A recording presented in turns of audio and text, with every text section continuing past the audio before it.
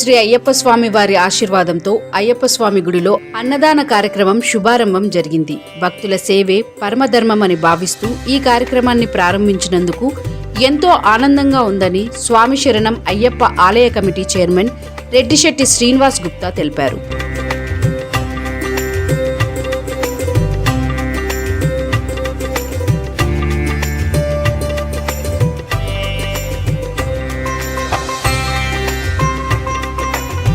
ఈ సందర్భంగా ఆయన మాట్లాడుతూ అన్నదానం మహాదానం అని చెప్పినట్లుగా భక్తులకు శ్రద్ధ ప్రేమతో అన్నప్రసాదం అందించడం మా భాగ్యంగా భావిస్తున్నామని అన్నదాన కార్యక్రమంలో పాల్గొన్న ప్రతి ఒక్కరికి హృదయపూర్వక కృతజ్ఞతలు తెలిపారు. ఈ రోజు నుండి డిసెంబర్ 31 వరకు అయ్యప్ప స్వామి గుడిలో ప్రతిరోజు అన్నదాన కార్యక్రమం ఉంటుంది కావున అయ్యప్ప భక్తులందరూ పాల్గొనాలని కోరారు.